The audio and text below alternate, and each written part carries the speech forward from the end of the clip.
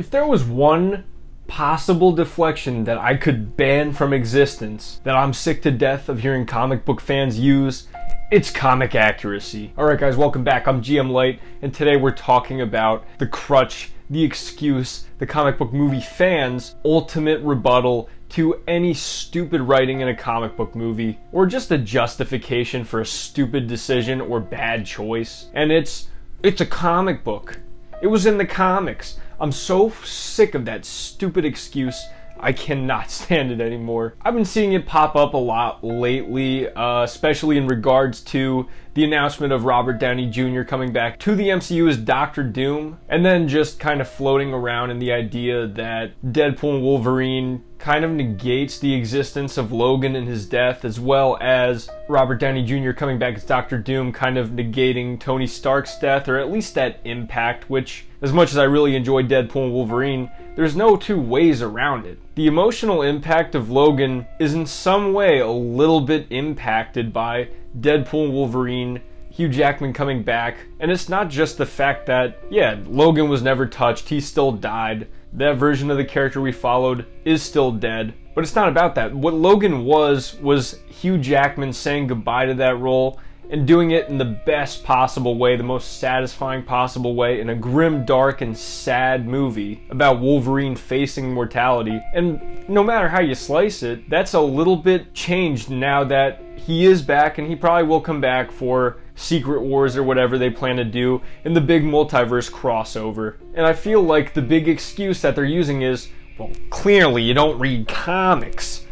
Yes. Who fucking cares? They're movies. They're not comic books. And it doesn't mean that you'd have to take away the stakes from every movie. They're literally just asking for there to be no stakes at all when they make arguments like this. You shouldn't expect characters to actually stay dead or for that impact to actually stay there because it's a comic. What do you expect? It doesn't matter.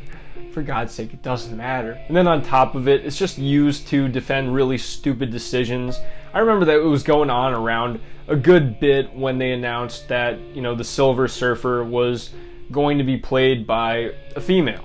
That there was going to be a female version instead of the regular Norrin Rad version that most people gravitate towards. The one that, people think of when you say Silver Surfer. They think of Norrin Rad Silver Surfer. They don't think of, the other version, which I don't know who was asking for that over the regular version, but to each their own. It's just using it as an excuse when anyone would bring up, why would they do that? Why wouldn't they just give us Norrin Rad? Well, if you read the comics, there is a female Silver Surfer. God's sake, it doesn't make a difference. I've been seeing the same thing happen with this Robert Downey Jr. Doom announcement. People probably rushing to the internet looking for justification so that they could say that in the comics, Iron Man was Doctor Doom at one point. It doesn't change things. It doesn't change that this seems like stunt casting. It seems a little bit uninspired, but it's also pretty obviously a long way away from what their original plan was, because a lot of people that are fans of Doctor Doom just wanted an original version of this character, or at least a faithful adaptation. Just have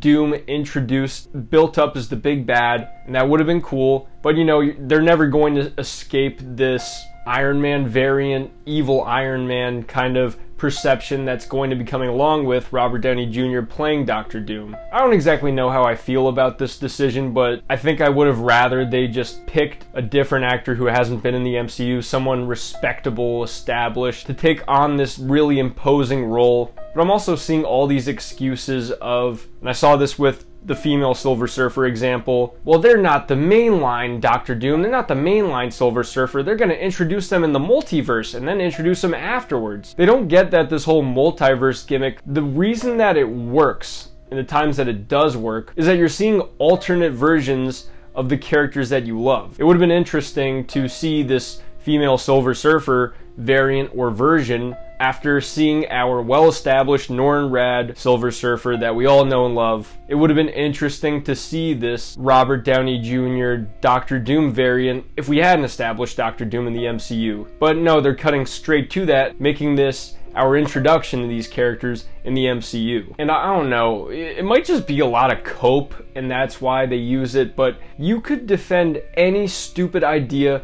possible under the guise of comic accuracy. And that's what they do. They deflect by saying, well, in the comics this happened, in the comics that happened. Well, guess what? In comics, the Joker got pregnant, and there was an incestuous relationship between Quicksilver and Scarlet Witch and Ultimate X-Men. I don't think you want that shit adapted. And that's the weird thing. It's, it's all picking and choosing, and I don't think it's a good justification for lazy writing, lazy casting, or just bad ideas in general. It makes no sense how saying that it was in the comics, or that it's comic accurate, or that this is what comic books do, doesn't mean that it's a valid criticism. It just feels like it's a way of easily dismissing any kind of legitimate criticism that people may have of these concepts. It's damn annoying. It's just frustrating as all hell as a comic book fan, comic book movie fan, because it's like, how am I supposed to argue with it? It doesn't mean anything to me that these things happen in a comic book. It just doesn't make them good ideas. But even besides the fact that it just doesn't make them good ideas to begin with, literally everything has happened in these comics at one point. So many weird,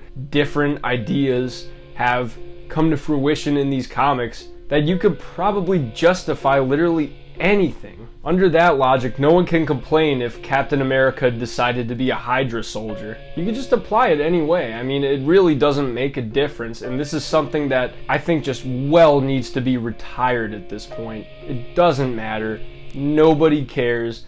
And it's not going to change anybody's mind that some stupid idea in a comic is in a movie. It doesn't make it good. That's something that I really wish some of these fans would realize, because it's not the gotcha card that they think it is. I've really seen it become the #1 defense when it comes to just these stupid points. And brother, it just needs to come to an end at this point, because nobody gives a shit. A bad idea is a bad idea. And even then, when you're transcending medias, things that work in comic books do not work in movies. I don't even feel like I should need to say that, because it's so obvious, but apparently it isn't to these people, and they actually do need to hear that. But those are just my 2 cents of what I think of this whole stupid ass argument. One I'm pretty tired of, just an argument I never want to see again because it has no validity. Comic book accuracy shouldn't be used as this crutch. It's lazy, it doesn't mean anything, and it's appealing to a dogma that almost nobody actually believes. But let me know what you guys think in the comment section. I'd be very curious to hear what your thoughts on this. I'm GM Light. Have a good one.